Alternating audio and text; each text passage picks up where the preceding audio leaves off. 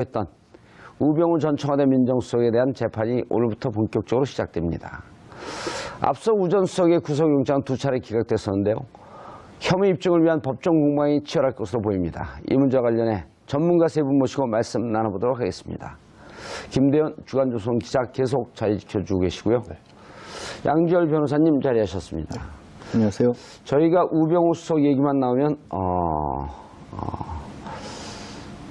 불쾌 지수가 아니라 기쁨 지수가 한 5 정도 상승하는 것 같아요. 예? 기쁨 지수가 올라가세요? 예. 어떻게 기뻐하실 수가 있어요? 희망이 있잖아요. 저분을 곧 구속시키겠구나.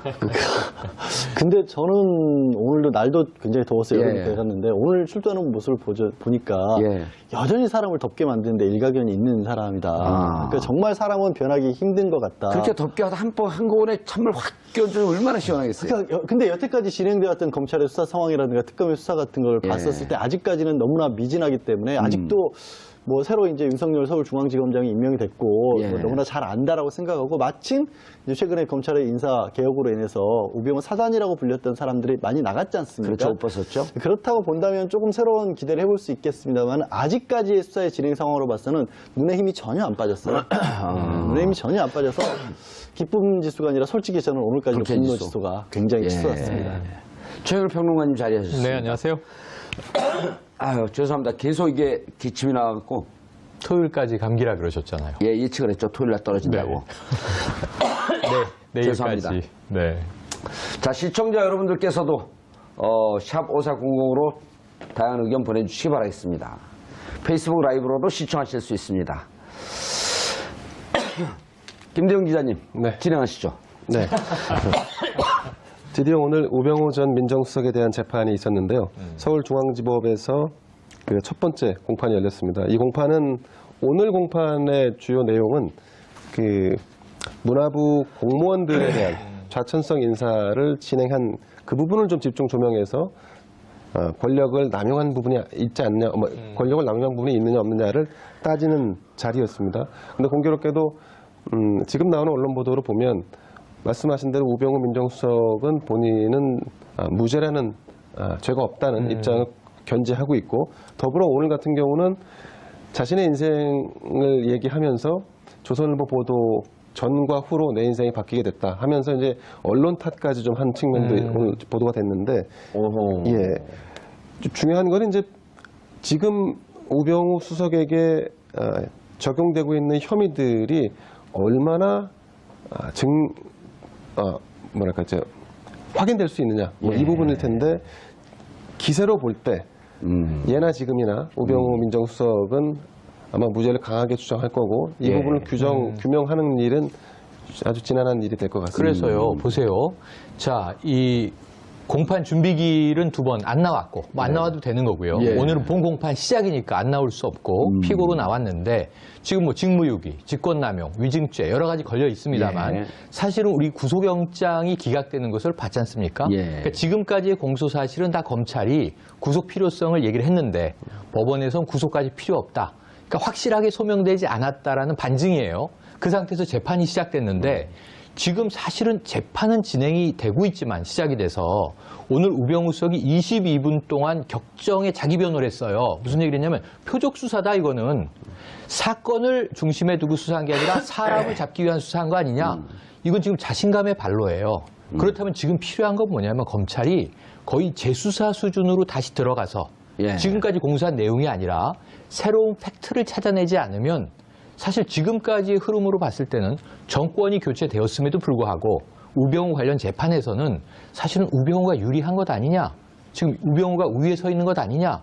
사실은 이 정권 교체되고 나서도 대통령 지시가 어디 떨어졌냐면요. 오늘 공교롭게도 이 돈봉투 만찬에 대한 이제 징계 결과가 나왔습니다만 권고 그대로 내려졌죠. 그런데 이제 사실은 이 이영렬 전 서울중앙지검장 특수본 본부장이었고요. 그리고 안태근 전 이 검찰국장 우병우 전 민정수석과 무려 3개월 동안 처녀 통화를 한 인물입니다. 이 내용 하나도 모르잖아요, 지금. 이 상황에서 결국은 우병우 사단에 대한 검찰 조직 자체의 치리, 이 조치가 매우 미온적이었다라고 하는 게 또 확인된 사항이에요. 그렇다고 본다면 우병우에 대한 재판, 새로운 사실이 없이 새로운 수사 결과가 나오지 않았는데 이대로 흘러간다면 얼마나 중요한지 구속 말씀하셨지만 구속 가능성도 아직은 낮고 그 재판 결과도 사실은 상당히 김 빠진 상태에서 뻔하게 내려지는 것 아니냐. 뭐 집행유예 정도 이렇게 보면 상당히 좀 국민들은 실망하지 않을 수 없는 상황으로 보입니다. 예, 저렇게 보는 게 이제 최영일 평론가가 실망스럽게 다른 종편에서 보는 관점으로 그대로 보고 있는데 이런 거죠. 우병우 수석이 오늘 중요한 메시지 2개를 얘기했습니다. 네. 첫 번째, 사람을 겨냥해서 수사한 거 내가 왜 이렇게 잘하냐. 내 이제까지 그렇게 살아왔다. 나는 자신의 삶을 얘기해 준 거고 이 건에 대해서 난 무죄니 다른 건으로 나를 기소해라. 라고 하는 2개의 메시지를 전달한 거 아닐까요? 그 첫 번째 말씀하신 것에 전적으로 동의를 하는 게 실제로 검찰이 수사를 할 때는 사실은 사람을 겨냥해서 합니다. 그렇죠. 그러니까 모든 수사가 표적 수사라는 것이 뭐냐면 이게 무조건 막 딱 찍어놓고 예를 들어서 뭐 양지열을 찍어놓고 그렇게 한다는 그런 의미가 아니라 뭔가 의혹이 저 사람이 있는 것 같네라는 어떤 내사에서 걸리게 되면 그 다음부터는 그 주변을 훑는다는 의미에서 표적이라는 뜻이에요. 무조건 아무나 처음부터 찍는다는 의미가 아니라 근데 우병우 전 수석 같은 걸 보면요 이런 겁니다. 처음에 강남의 땅 거래와 관련해서 뭔가 진경준 검사장이라든가 거의 이제 잊어먹고 있는 이름인데 넥슨과의 회사 거래 내지는 진경준 검사장처럼 투자 의혹이 있는 사람이 어떻게 인사를 다 걸러냈지? 인사 통과됐지? 누가 이 작업을 했지? 보니까 우병우 전 수석이 있는 거고 국정농단이 벌어지고 나서 보니까 아니 K스포츠 미르가 그렇게까지 이상한 식으로 돌아가고 있는데 왜 이거를 아무도 걸르질 않았지? 누가 걸러야 돼? 책임지지? 보니까 우병우 전 수석이 나왔던 거고 그리고 또 세월호와 관련된 수사 부분도 그러면 세월호 수사가 왜 이렇게까지 엉망으로 돌아갔지? 왜 이 수사가 중단됐다가 서버도 해경이 압수수색을 못하게 막았다고 하지? 누가 한 거야? 찾아보니까 우병우 전 수석이 있었던 거예요. 사람을 본 게 아니라 이 경우는 모든 화살표들이 가르치는 방향을 가다 보니까 우병우 전 수석이 있었던 거예요. 그러니까 일상적인 검찰의 수사와도 다르게 오히려 표적 수사가 아니었던 경우가 이 경우예요. 그렇죠. 근데 그걸 반대로 얘기하면서 가장 오늘 재판 시작하기 전에 20분 동안 얘기한 것처럼 핵심이 뭐였냐면 나는 정권에 충성했다. 민정수석이 원래 그런 일을 하는 자리다. 확신범이에요. 이게 이런 말이 있잖아요. 개 눈에는 변만 보이고 부처님 눈에는 부처만 보인다. 그러니까 딱 사람을 겨냥하고 수사한 본인의 살아온 이력을 그대로 얘기한 거 아니에요? 사실은 그 얘기를 인정을 했어요. 세계적인 축구 감독이 한국 선수들을 딱 맡으면서 우리가 며칠 전에 여기서 축구 방송도 했잖아요. 네. 한국 선수들에게 이런 얘기를 합니다. 공격수가 공을 몰고 들어오면 공을 향해서 태클이 들어가야지 왜 사람 발목을 향해서 태클이 들어가냐. 그래서 한국 축구는 발전 못한다. 범죄자를 보게 되면 그 범죄자 사람이 저지른 죄를 봐야지 그 사람을 보면 안 됐던 거거든요. 왜 노무현 대통령을 봅니까? 노무현 대통령이 죄를 저질렀으면 노무현 대통령의 죄를 봐야지. 그렇죠? 네, 노무현 그렇죠. 대통령을 봤던 거 아니에요? 그러니까 자기는 난 평생 그렇게 살았는데 몰랐어? 용용 죽겠지 메롱. 그러니까 이제 자기 살아온 인생을 얘기한 거고 이제 내 인생 알았지. 그러니 이제부터 나를 이거는 무죄니 다른 거로 기소하시오. 검찰개혁 여기서부터 시작입니다. 검찰개혁에 승부수를 던진 거예요. 우리 PD가 너무 웃네. 그만 좀 웃어요. 이 귀에 너무 시끄러워. 아니 이게 우병우 비판인지 우병우 찬양인지 좀 헷갈리기 시작했어요. 죄송합니다. 네. 조선일보께서 계속 계신지 몰랐습니다. 반갑습니다. 죄송합니다. 어떠세요, 제 관점이? 예, 특이한 관점인 것 같습니다. 네. 너무 감옥가는 얘기로 들리는 일반적인 관점은 아니신지라. 예. 네. 근데 저는- 어쨌든 이 죄목은 정말 이거로 하게 되면 무죄 나오는 거 아니에요? 혹은 잘 나와봐야 집행유예? 그러니까 무죄가 나올 가능성은 뭐 많지 않다고 저는 생각합니다. 근데 이제 이 사건 잘 보면 제가 사건이 진행되면서 느낀 점이랄까요? 뭐 한 말씀 드리자면 우병우 민정수석과 관련된 사건을 쭉 수사하고 기소하고 이제 재판까지 왔는데 통상의 사건들은 이 정도 되면 누군가가 이해관계가 얽혀 있는 사람이나 이런 분들에 의해서 아니면 주변 사람에 의해서 추가적인 폭로도 나오고 제보. 아니면 제보도 있고 하게 마련인데요. 근데 공교롭게도 우리 정 의원님 바람대로 이 사건이 굴러갈 가능성이 낮은 이유는 대체로 이 주변에 우병우 민정수석의 주변에 있는 분들은 사회적인 지위를 가지고 있거나 아니면 경제적인 부를 쌓아온 분들이거나 이런 분들이 그 주변을 형성하고 있고 이 사건과 연계돼 있기 때문에 이분들이 뭔가 우병우 수석을 향해서 정말로 아픈 부분을 들이댈 수 있는 그런 추가적인 어떤 내용들이 나올 가능성이 매우 낮다. 이건 어떻게 보면 우리 사회에 그 상당히 하이 클래스에 있는 분들의 일종의 그 뭐랄까 보이지 않는 뭐 카르텔 비슷한 이런 걸로 짜여져 있기 때문에 사실 더 추가적인 어떤 수사를 하는 것도 그건 여기서는 아마 검찰도 예외가 아닐 겁니다. 알겠습니다. 그런데 양지열 변호사님, 다시 이 사건을 들여다봐야 되겠다라고 하는 게 윤석열 지검장의 얘기였잖아요. 세월호 사건. 근데 이게 무척 오랜 세월이 흐른 것 같은데 심지어는 이임순 교수 있잖아요. 네. 순천향대 산부인과 그리고 박근혜 대통령의 또 그 주치의를 소개시켜줬던 사람이고 그리고 최순실 씨의 아이를 받았었고 정유라의 아이도 받았었고 예. 우병우 전 수석의 아이도 받았었고 그것도 출장을 가서 아이를 산파 역할을 해줬던 독특한 이력을 가지고 있죠. 그분은 최순실 씨하고 가깝잖아요. 굉장히 가깝죠. 그분은 아무런 관계가 없는 것 같은데 그분이 누구에게 독일에 가서 이 사람을 만나봐라라고 하는 이메일이 그때 당시 보낸 게 어제 검찰에 제출이 돼요. 그러니까 이 이임순이란 분도 최순실이 독일과 관련되어 있는 것 이런 부분에 대해서 많이 알고 있었다라고 하는 게 이제 드러났고 검찰에 어제 제출됐고 이상화 KB 하나은행 프랑크푸르트 본부장 법인장 네, 법인장이었죠. 그분이 어떻게 최순실이 비덱스포스로부터 돈을 인출할 수 있는지 도와줬다라고 하는 증거가 또 어제 법원에 제출이 돼요. 이른바 백지 인출장을 수십 장을 써놓고 그냥 가서 내밀게 되면 그걸 쓰면은 마치 대리를 받은 것처럼 최순실 씨가 써놓고 가면 그러니까. 그 이상화 씨가 작업을 해갖고 인출을 해주는 이게 아직까지 검찰에 어제 제출했기 때문에 검찰에 아직까지 안 나온 거거든요. 그래서 그 제출한 사람이 뭐라 그러냐면 검찰이 갖고 있는 자료는 무궁무진할 것이다. 마찬가지로 세월호 부분에 대해서도 수사 외압을 했던 부분에 대해서 검찰이 갖고 있는 것 아직 공개하지 않는 것이 무척 많을 것이다.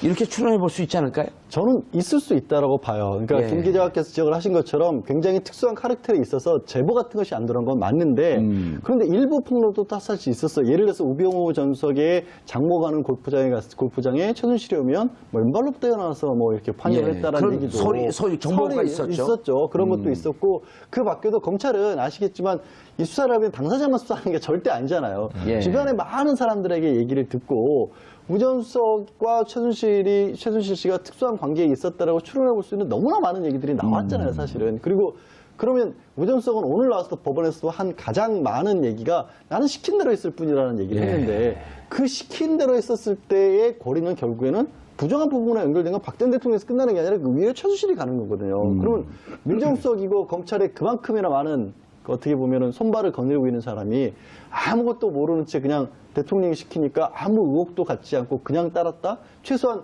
누구에 의해서 어떤 일이 벌어지고 있는지. 왜냐하면 K스포츠와 관련된 부분이라든가 문체부 인사와 관련된 부분에 압력을 넣을 때는 무엇 때문에 이런 일을 해야 되는지 하나의 의구심도 품지 않고 그냥 했다? 그게 맞을까요? 이론적으로, 상식적으로? 최근일 평론가님, 그 안종범 수석의 수첩 7건 추가로 나왔어요. 그게 지금 시점에 나왔어요. 그게 나올 줄 누가 알았을까요? 그렇죠. 그리고 거기에 스모킹 건이 있을 줄 누가 알았을까요? 그렇죠. 그리고 얼마 전에 한겨레에서 보도했던 황교안 당시 법무부 장관이 법무부 라인을 통해서 검찰에 얘기를 했고 그 다음에 우병우가 김진모 기획조정부장 자기 동기, 대학교 동기 동창 부인까지 동기 동창이래요. 부인이 판사인데 이분을 통해서 변찬호에게 연락을 했다라고 하는 보도가 나왔는데 만약에 사실이 아니라면 우병우는 한겨레 신문을 지금 명예훼손으로 고발해야 되거든요. 맞습니다. 이런 보도가 나왔는데 이 보도가 어느 기자가 이렇게 재밌는 얘기를 해요. 야, 황교안하고 변찬우가 나눈 대화. 부하 직원 하나 그렇게 직원들 그렇게 통제 못해. 이건 단둘이 한 대화인데 어떻게 흘러나왔을까? 그렇죠. 대검이나 법무부의 상당히 고위층에서 흘러나온 제보다. 이런 걸 보면 앞으로 나올 자료는 무궁무진하고 검찰은 많은 걸 갖고 있을 것이다. 저는 동의합니다. 그래서 아까 김 기자님이 말씀하신 게 맞는 게 지금까지는 우병우가 살아있다라고 추정할 수밖에 없는 것이 살아있어. 그러니까 출두했죠. 아, 그렇죠. 생물학적으로뿐만 아니라 파워가 권력, 있다, 힘이. 여전히. 예. 깜짝이야. 근데 그게 왜 그런 추정을 하냐면 일전에 보도로 나와서 실제로 우병우 전 민정수석이 이 말을 했는지 모르겠지만 보도에 파다하게 나왔던 것이 혼자 죽진 않겠다. 이런 얘기를 했다는 것으로 전언됐잖아요. 민정수석실의 역할이 고위공직자들의 매우 은밀한 비위들을 다 잡고 있는 곳이잖아요. 그래서 이게 컨트롤이 가능한 거 아닙니까? 우리가 내가 뻔히 뜨끔을 알다시피. 지지배랑하네. 아마 있을 거예요. 정봉주 파일이 왜 없을 거라고 생각을 하세요? 있죠. 있겠죠. 어. 그래서 이제 엄청난 목소리가 파일들이 좀 들어가네. 있을 텐데, 자, 이거 다 내가 그냥 죽진 않겠다. 이거 어딘가에 내가 던지고 죽겠다 그러면은 다 벌벌 떨고 있는, 말씀하신 대로 우리나라 상류층에. 그러니까 사실은 저는 굉장히 검찰이 수사해야 된 첫 번째 고리는 누구냐면 그 장모의 기업, 주식회사 정강부터 우리 김장자 씨라고 이야기 참 많이 나온 그 장모와 최순실의 관계와 아까 이야기한 골프장 직원은 상류층이 아니잖아요. 그렇죠. 내가 본 사실을 얘기했는데 이거는 김경진 의원이 청문회 때 육성 증언을 녹취해 왔던 거예요. 청문회에서 틀었죠. 그러니까 밑에서는 보고 들은 거, 뭐 운전기사라든가 많을 텐데 위에서 틀어지고 있는 그 힘, 우병우의 힘은 분명히 약해지고 있다. 반지의 제왕의 사우론의 힘 같은 거죠. 이제 기운이 빠지고 있어서 여기저기서 제보나 정보가 터져나올 가능성은 높다. 그런데 문제는 그것을 누가 칼자루 휘둘러야 돼요. 이게 지금 법무부 장관 오늘 시끄럽지 않습니까? 법무부 장관 후보. 그리고 이제 조국 민정수석도 흔들고 있지 않습니까? 정권 초기인데. 왜냐하면 검찰 조직 내에서 지금 떨고 있는 사람들이 많다라는 뜻이에요. 아까 얘기한 김진모 지검장의 경우에 이미 우병우 라인으로 분류돼서 좌천 인사 받았고 옷 벗지 않았습니까? 근데 이제 이렇게 지금 차근차근 들어가고 있기 때문에 저는 이 재판이 오늘 시작돼서 진행되고 있는데 그렇다면 시간은 또 6개월 아닙니까? 1심 결론이 나려면 그 전에 뭔가 수사의 개가가 좀 터져 나와야 되는데 지금 우리 봉도사님께서 말씀 주신 것은 좀 긍정적인 시그널들이 일부 있다. 이게 더 본물처럼 나와주길 기대한다. 그런데 우병우는 호락호락하진 않을 것이다. 힘의 균형을 유지하고 있는 뭔가 X파일을 손에 쥐고 있을 가능성이 높다. 이렇게 보는 거죠. 그런데 김 기자님, 기자의 촉으로 보통 이제 우리가 십수년간 수십 년간 정권의 흐름을 보게 되면 나 혼자 죽지 않겠다라고 하면서 으름장을 놨던 그런 엑스파일을 쥐고 있는 듯한 사람들이 꽤 있었어요. 결국 아무도 까지 못했거든요.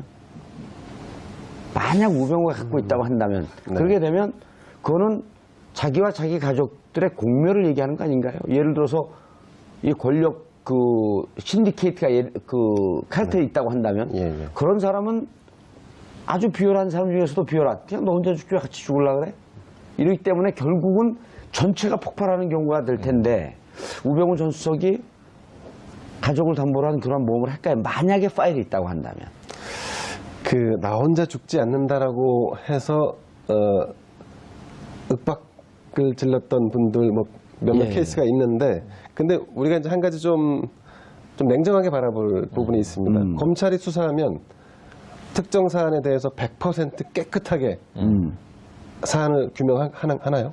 그렇지는 않을 겁니다. 아마 현실적인 문제도 있을 거고 그렇기 때문에 과거에 나 혼자 이런 발언을 했던 분들이 결국은 폭로하지 않았다라고 했는데 그러면 그분은 결국은 본인이 저지른 범죄의 100%에 대한 죄값을 치렀느냐? 그렇지 않았을 겁니다. 적당하게 그렇죠. 적당한 타협선을 찾았을 것이다. 지금 이미 우리는 사실은 국정농단에 대한 수사나 이런 것들이 많이 진행됐기 때문에 지나가는 것을 돌아보지 않고 있는데 아까 말씀하신 이 임순 순천향대 교수와 관련된 부분도 그랬지만 독일에 있는 데이빗 윤이라고 하는 사람에 대한 실체도 규명하지 않았습니다. 그렇죠. 어느 순간 그냥 큰 줄기를 따라서 흘러가고 있기 때문에 이제만 안 본 분도 부르지도 않고 있어요. 맞습니다. 나머지 작은 줄기들에 대한 규명은 사실은 시간이 해결해 줄 문제일지도 모르겠습니다. 또 안 본 건 이제만 그 두 문고리 비서관에 대해서도 언론이 수소문을 다양한 방식으로 하고 있지만 드러나지 않고 있거든요. 그렇기 때문에 완벽한 수사와 완벽한 어떤 그 규명 이거를 기대하기보다는 큰 줄기에서 우병우 민정수석을 만약에 그 예로 든다면 우병우 민정수석을 이 법정에서 단죄할 수 있는 그런 부분에 최선을 다하는 게 지금 현재는 제일 중요한 게 아닌가 싶습니다. 지금 기소된 이것을 그렇습니다. 추가는 하지 말고. 그러니까 추가했을 때 뭔가 더 나온다. 그리고 추가했을 때 더 단죄할 수 있는 어떤 형량이 더 늘어날 수 있다. 이런 부분들을 그냥 우리가 막연한 기대 속에서 얘기할 수는 있지만 현실은 좀 다르지 않을까 싶습니다. 그런데 특검이 1차 기각됐을 때 시간도 부족했고 증거자료도 부족했는데 넘기면서 검찰에다가 그러니까 특검이 시한이 종료되면서 검찰에 시그널을 보내고 있다라고 우리가 얘기했단 말이에요. 그때 검찰에 넘기면서 특수본 2기에 넘기면서 뭐냐면 재청구하게 되면 100% 나온다. 그리고 그때 우병우와 안태근이 전화했다라고 하는 것을 그때 언론 보도가 나오기 시작합니다. 특검이 흘렸죠. 특검이 흘렸죠. 왜냐하면 이 정도까지 우리가 갖고 있는데 구속 기소를 안 해? 이렇게 시그널을 보냈단 말이에요. 맞습니다. 근데 오히려 검찰에서 그걸 받았는데 그걸 뺐죠. 반대로 빼버렸죠. 오히려. 예. 양이 3분의 1로 줄었다라고 했고 양이? 예, 분량 자체가. 아, 양지열인 줄 알구나. 양이. 특검에서 1차 영장 예. 청구를 할 때와 검찰 분량이라고 해서 분량. 예, 양으로 헷갈리니까. 분량이 줄어버렸다는 거예요. 그래서 저를 포함해서 솔직히 지금 예. 법조계에서 이렇게 평론을 했던 사람들도 그 얘기가 처음 알려졌을 때 그러면 검찰에서 핵심 사항만을 더 줄여서 명확한 것만을 지금 청구를 해서 발부 가능성을 높이기 위해서 그런 게 아니냐라는 생각을 했었어요. 그래서 검찰이 설마 그럼 일부러 봐주려고 했겠느냐라고 했는데 막상 영장이 기각이 됐고 실제 내용도 부실했다는 얘기까지 나오고 있거든요. 그럼요. 그리고 또 내용이 부실했다라고 하는 것도 언론의 기사가 정확하게 나왔거든요. 그것도 네. 우리가 그때 이렇게 추론했잖아요. 이건 재판부가 흘렸을 것이다. 왜? 우리 억울해. 그렇죠. 재판부 입장에서는 판사는 영장을 또 기각하니까 얼마나 공적이 부담이 그럼요. 있겠어요. 그런데 이거 보면 영장을 내줄 수가 없어. 아니 처음에 이만큼 온 것도 이거 아니야라고 치우는데 더 팍 분량이 60페이지가 20페이지로 물론 네, 분량이 줄어- 다 얘기하는 건 아니지만 예. 양이 다 얘기하는 건 아니지만 그렇단 말이에요. 근데 예. 그래서 이런 부분을 봤었을 때는 아직까지도 사실 특검이나 검찰 특별수사본부에서 제대로 우병우 전 수석을 수사했는지까지도 저는 퀘스천 마크를 솔직히 달고 싶고요. 한 가지 문제는 뭐냐면 조금 전까지 말씀하셨던 그런 엑스파일 같은 그런 것들 이런 걸 공개를 하려면 이런 거죠. 사실 악을 저지르는 자들에게 우리가 영화에서 나오는 게 정상적인 수사 절차를 가지고 접근하면 이 사람들은 정상적인 수사 절차를 다 깨고 있는 사람들에게 뭘 빠져나가는지도 다 알고 있어요. 그래서 우리가 흔히 뭐 헐리우드 영화 같은 거 보면 이게 법 질서를 법으로 안 되니까 막 우리가 이 말하는 영웅 같은 사람들이 나와서 법은 널 용서해 줬죠. 우린 용서 못해. 이런 게 나오잖아요. 이것이 법이다라는 예. 영화 있었죠. 뭐 예전에. 그런 게 나오는 이유가 뭐냐면 정상적인 어떤 이게 정권이 지금 문재인 정권이 됐고 조국 민정수석이나 이른바 진짜 법의 절차와 내용에 따라서 집행을 하는 사람들이 깨 부수기에는 이쪽의 악이 너무나 공고할 수 있다는 거예요. 이쪽은 그런 정상적인 절차를 밟으며 살아왔던 적이 없거든요. 여기는 어떻게 하면 틀어서 왜곡시켜서 정권의 입맛에 맞는 거면 예를 들어서 문체부 감사 같은 거 했을 때도 사람도 불러다가 영장도 없이 신체 수색 다 해가면서 모욕감 줘가면서 쫓아냈거든요. 예, 양말 벗어 신발 벗어. 양말 이런 거를 아니, 신발을 먼저 벗었네요. 신발 벗고 양말 벗고. 생각해보세요. 이런 거를 조국 민정수석이 하겠습니까? 근데 이 사람들은 그렇게 하지만 안 나오는 사람들이거든요. 그러니까 사실은 이런 어려움이 있어요. 예. 악은 악으로 깨야 된다는 얘기는 아니지만 그렇죠. 좀 어려움이 더- 있다는 거죠. 청와대 정청래처럼 이렇게 좀 파이터들이 좀 들어갔었으면 하는 그런 아쉬움이 좀 있네요. 조금 그런 면도 없잖아요. 그러니까 그렇다고 제가 악을 하라는 건 아닙니다. 예. 그러니까 그게 어렵다는 거예요. 정청래 의원이 모든 것을 내려놓는 심정으로 행정관으로 들어갔었으면 참 좋았을 텐데. 근데 양지열 변호사는 제가 참 존경하고 좋아하는 분인데 네. 오늘은 약간 좀 저수준으로 얘기하고 있어요. 너무 좀 폭력을 유발하는 발언을 하고 계신데 아니 지금 같은 미스테리 스릴러 영화에서도 고단수는요, 이 두뇌 플레이를 해서 이 쥐들을 궁지로 몰아넣는 거죠. 쥐, 네. 청계천에 나오는 그래서 쥐. 스스로 토로하게 만들어요. 예. 자기들끼리 싸우게 만들고. 쥐가 막 말을 해요? 비유법입니다. 비유법. 죄송합니다. 네. 실제 말하는 쥐 하나 있었잖아요, 옛날에.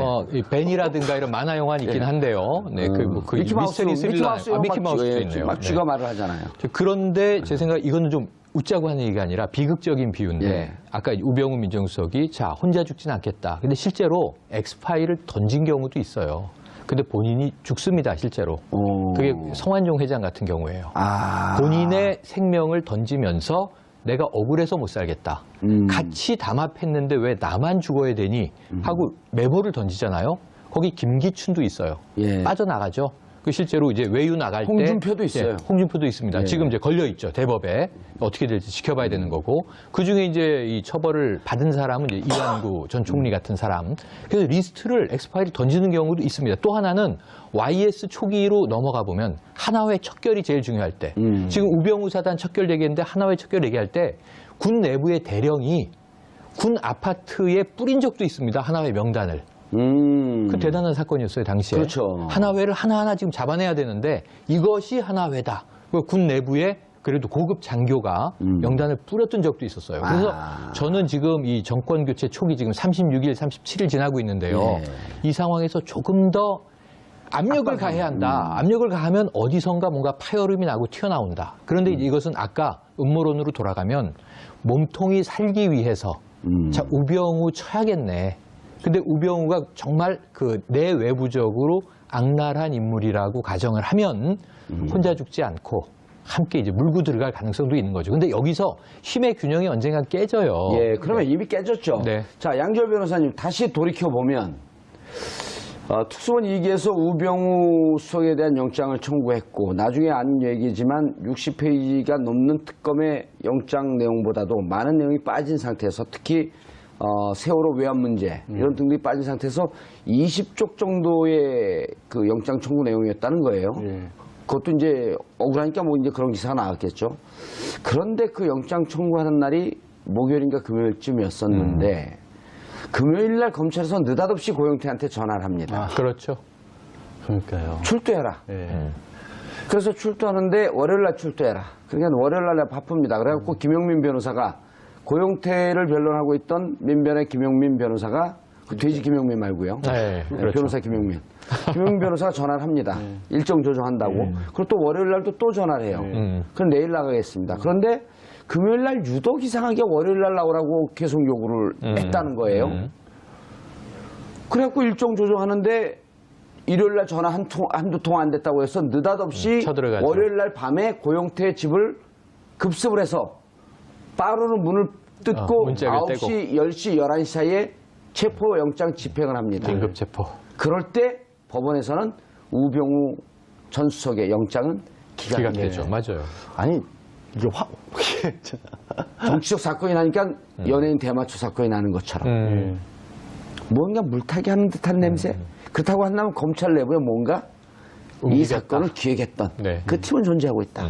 그러니까 이런 부분들이 자꾸 나오는 게 정말로 예. 답답한데 아직까지도. 그러니까 사실 아니, 우리 추정이에요, 추정. 아니, 추정이죠. 추정. 그러니까 우리도 쥐처럼 찍찍찍찍거리면서 추정하는 거야. 하고 많은 날 중에 하고 많은 날 중에 월요일. 왜 그날 예. 하필 절묘하게 시차도 한 4시간인가 차이 났었나요? 그때 당시에 그렇게 나오니까 사실 국민들로서는 답답한 거죠. 그게 아니려면 사실 검찰이라고 하는 조직이 얼마나 어마어마한 조직입니까? 그럼요. 그리고 저는 그럴 사정이 있었더라도 사실은 의혹을 주지 않기 위해서도 그 시점은 피해야 됐어요. 아니 고영태가 무슨 거기 가서 사건을 저지르고 있었습니까? 지금 개인적으로 체포돼서 구속된 부분은 개인끼리 사기와 관련된 부분이에요. 불법 도박 사이트 같은 데 투자했고 투자금 받은 거 자기가 유용했다 이런 거기 때문에 문제가 있으면 처벌을 해야 하지만 그날을 꼭 특정해서 해야 될 이론은 전혀 없었어요. 그렇죠. 그러니까 사실 그러니까 이런 음모론이 나오는 거예요. 가지게 만드는 거예요. 예. 그러니까 그래서 이런 부분들을 명확하게 밝히려면 결국에 윤석열 지검장에게 저희가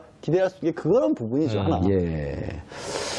네. 김 기자님. 네. 그런데 지금 이 기소된 혐의도 어찌 보면 이제 아까 우리 최영일 평론가께서는 이 정도쯤 되면 뭐 집행유예라고 이렇게 이제 아주 조심스럽게 또 예단해봤지만 여기에 이석수 특별검찰관 찍어내는 문제. 네네. 그다음에 지금 문체부 고위급 인사 이동에 관한 메모지들 이런 건 점점 관여한 듯한 정황과 증거들이 나오고 있지 않아요? 정황적인 부분들이 나오고 있는 거죠. 그리고 점차 좀 줄여져 가고 있고 네네. 김종덕 장관에게 우병우가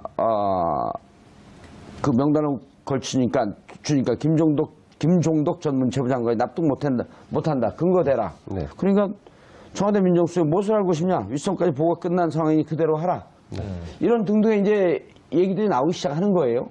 그럼 이 사건 예를 들어 추가는 이제 검찰의 몫이지만 네네. 지금 이 사건 재판에 대해서는 또 어떻게 전망하나요?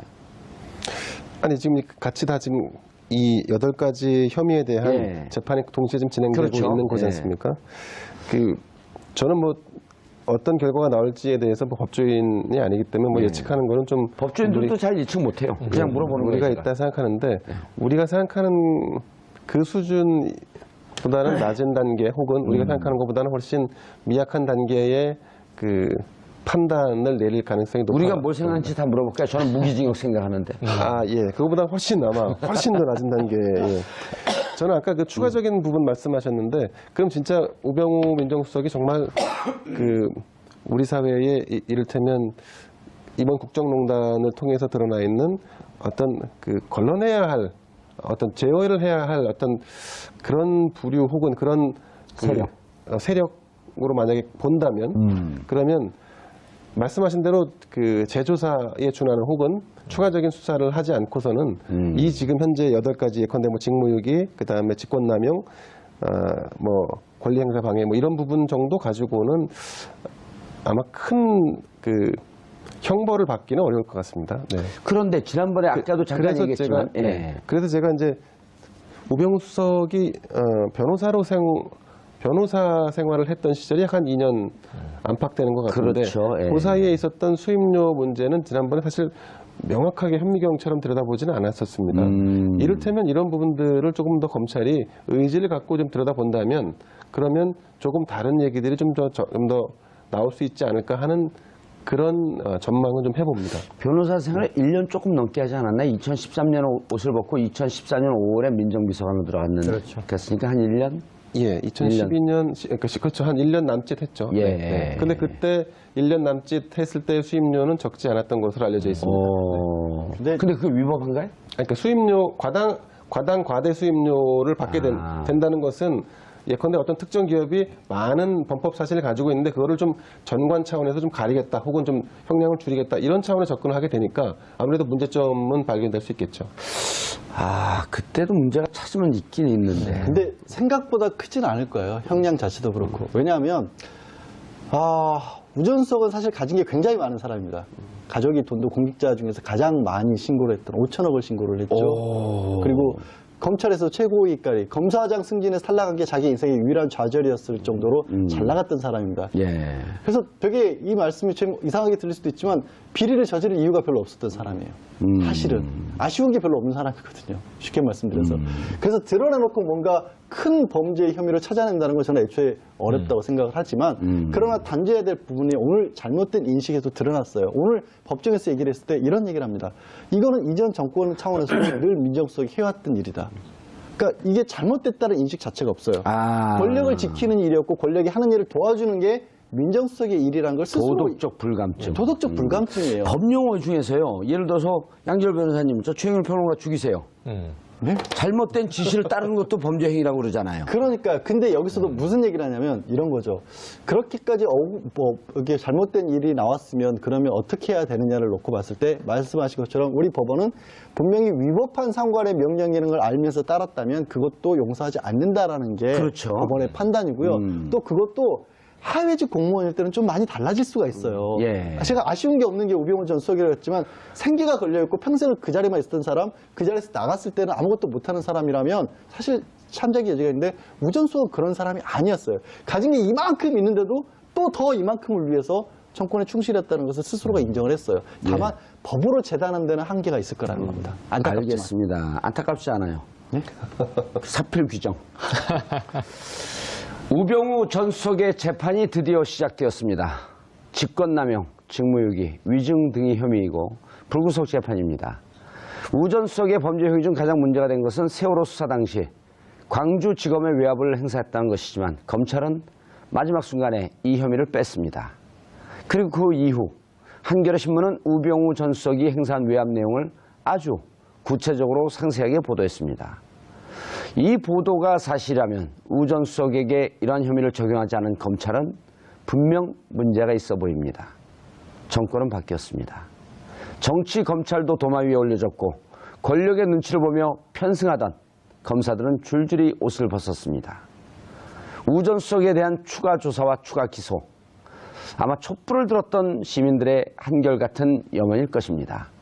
이런 겁니다. 처음에 강남의 땅 거래와 관련해서 뭔가 진경준 검사장이라든가 거의 이제 잊어먹고 있는 이름인데 넥슨과의 회사 거래 내지는 진경정 검사장처럼 투자 의혹이 있는 사람이 어떻게 인사를 다 걸러냈지? 인사 통과됐지? 누가 이 작업을 했지? 보니까 우병우 전 수석이 있는 거고. 예. 국정농단이 벌어지고 나서 보니까 아니 K스포츠 미르가 그렇게까지 이상한 식으로 돌아가고 있는데 왜 이거를 아무도 걸르질 않았지? 누가 걸러야 돼? 책임지지? 보니까 우병우 전 수석이 나왔던 거고. 그리고 또 세월호와 관련된 수사 부분도 그러면 아 세월호 수사가 왜 이렇게까지 엉망으로 돌아갔지? 왜 이 수사가 중단됐다가 서버도 해경이 압수수색을 못하게 막았다고 하지? 누가 한 거야? 찾아보니까 우병우 전 수석이 있었던 거예요. 사람을 본 게 아니라 이 경우는 모든 화살표들이 가르치는 방향을 가다 보니까 우병우 전 수석이 있었던 거예요. 예. 그러니까 일상적인 검찰의 수사와도 다르게 오히려 표적 수사가 아니었던 경우가 이 경우예요. 그렇죠. 근데 그걸 반대로 얘기하면서 가장 오늘 재판 시작하기 전에 20분 동안 얘기한 것처럼 핵심이 뭐였냐면 나는 정권에 충성했다. 민정수석이 원래 그런 일을 하는 자리다. 확신범이에요. 이게 이런 말이 있잖아요. 개 눈에는 변만 보이고 부처님 눈에는 부처만 보인다. 그러니까 딱 사람을 겨냥하고 수사한 본인의 살아온 이력을 그대로 얘기한 거 아니에요? 사실은 그 얘기를 인정을 했어요. 세계적인 축구 감독이 한국 선수들을 딱 맡으면서 우리가 며칠 전에 여기서 축구 방송도 했잖아요. 네. 한국 선수들에게 이런 얘기를 합니다. 공격수가 공을 몰고 들어오면 공을 향해서 태클이 들어가야지 왜 사람 발목을 향해서 태클이 들어가냐. 그래서 한국 축구는 발전 못한다. 범죄자를 보게 되면 그 범죄자 사람이 저지른 죄를 봐야지 그 사람을 보면 안 됐던 거거든요. 왜 노무현 대통령을 봅니까? 노무현 대통령이 죄를 저질렀으면 노무현 대통령의 죄를 봐야지. 그렇죠? 노무현 그렇죠. 대통령을 봤던 거 아니에요. 그러니까 자기는 난 평생 그렇게 살았는데 몰랐어. 용용 죽겠지 메롱. 그러니까 이제 자기 살아온 인생을 얘기한 거고. 이제 오늘 공판의 주요 내용은 그 문화부 공무원들에 대한 좌천성 인사를 진행한 그 부분을 좀 집중 조명해서 권력을 남용한 부분이 있지 않냐, 권력을 남용한 부분이 있느냐 없느냐를 따지는 자리였습니다. 근데 공교롭게도 지금 나오는 언론 보도로 보면 말씀하신 대로 우병우 민정수석은 본인은 무죄라는 죄가 없다는 입장을 견지하고 있고 더불어 오늘 같은 경우는 자신의 인생을 얘기하면서 조선일보 보도 전과 후로 내 인생이 바뀌게 됐다 하면서 이제 언론 탓까지 좀 한 측면도 오늘 보도가 됐는데 예. 중요한 건 이제 지금 우병우 수석에게 적용되고 있는 혐의들이 얼마나 뭐랄까 확인될 수 있느냐 이 부분일 텐데 기세로 볼 때 예나 지금이나 우병우 민정수석은 아마 무죄를 강하게 주장할 거고 이 부분을 규명하는 일은 아주 지난한 일이 될 것 같습니다. 그래서요, 보세요. 자, 이 공판 준비기일은 2번 안 나왔고, 뭐 안 나와도 되는 거고요. 예. 오늘은 본 공판 시작이니까 안 나올 수 없고, 피고로 나왔는데, 지금 뭐 직무유기, 직권남용, 위증죄, 여러 가지 걸려 있습니다만, 예. 사실은 우리 구속영장이 기각되는 것을 봤지 않습니까? 예. 그러니까 지금까지의 공소 사실은 다 검찰이 구속 필요성을 얘기를 했는데, 법원에선 구속까지 필요 없다. 그러니까 확실하게 소명되지 않았다라는 반증이에요. 그 상태에서 재판이 시작됐는데 지금 사실은 재판은 진행이 되고 있지만 시작이 돼서 오늘 우병우 수석이 22분 동안 격정에 자기 변호를 했어요. 무슨 얘기를 했냐면 표적 수사다 이거는 사건을 중심에 두고 수사한 게 아니라 사람을 잡기 위한 수사한 거 아니냐. 이건 지금 자신감의 발로예요. 그렇다면 지금 필요한 건 뭐냐면 검찰이 거의 재수사 수준으로 다시 들어가서 지금까지 공수한 내용이 아니라 새로운 팩트를 찾아내지 않으면 사실 지금까지의 흐름으로 봤을 때는 했던 우병우 전 청와대 민정수석에 대한 재판이 오늘부터 본격적으로 시작됩니다. 앞서 우 전 수석의 구속영장은 2차례 기각됐었는데요. 혐의 입증을 위한 법정 공방이 치열할 것으로 보입니다. 이 문제와 관련해 전문가 세 분 모시고 말씀 나눠보도록 하겠습니다. 김대현 주간조선 기자 계속 자리 지켜주고 계시고요. 양지열 변호사님 자리하셨습니다. 안녕하세요. 저희가 우병우 수석 얘기만 나오면 불쾌지수가 아니라 기쁨지수가 한 5 정도 상승하는 것 같아요. 네? 기쁨 지수가 올라가세요? 예. 어떻게 기뻐하실 수가 있어요? 희망이 있잖아요. 저분을 곧 구속시키겠구나.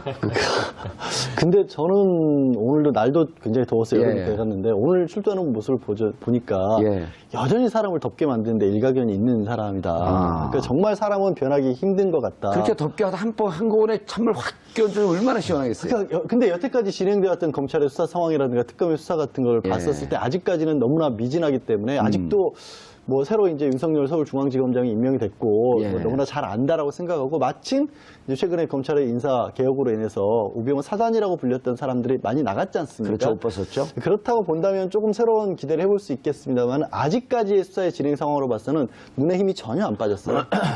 눈에 힘이 전혀 안 빠져서 기쁨 지수가 아니라 솔직히 저는 오늘까지 불쾌 분노 지수. 지수가 굉장히 치솟았습니다. 최영일 평론가님 자리하셨습니다. 네, 안녕하세요.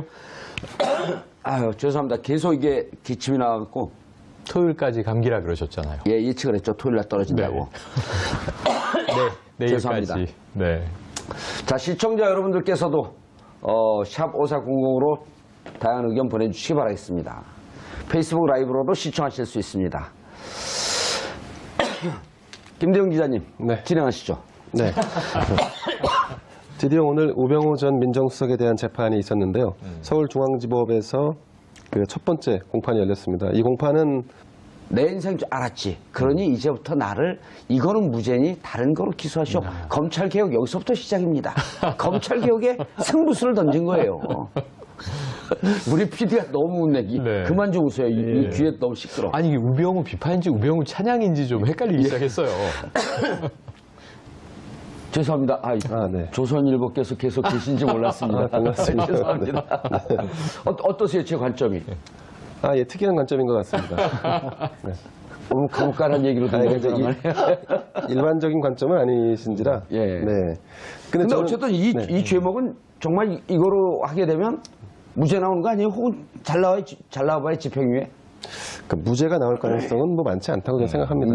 근데 이제 이 사건 잘 보면 제가 그 사건이 진행되면서 느낀 점이랄까요? 뭐 한 말씀 드리자면 우병우 민정수석과 관련된 사건을 쭉 수사하고 기소하고 이제 재판까지 왔는데 통상의 사건들은 이 정도 되면 누군가가 이해관계가 얽혀 있는 사람이나 이런 분들에 의해서 아니면 주변 사람에 의해서 추가적인 폭로도 나오고 제보. 아니면 제보도 있고 하게 마련인데요. 근데 공교롭게도 우리 정 의원님 바람대로 이 사건이 굴러갈 가능성이 낮은 이유는 대체로 이 주변에 우병우 민정수석의 주변에 있는 분들은 사회적인 지위를 가지고 있거나 아니면 경제적인 부를 쌓아온 분들이거나 이런 분들이 그 주변을 형성하고 있고 이 사건과 연계되어 있기 때문에 이분들이 뭔가 우병우 수석을 향해서 정말로 아픈 부분을 들이댈 수 있는 그런 추가적인 어떤 내용들이 나올 가능성이 매우 낮다. 이건 어떻게 보면 우리 사회에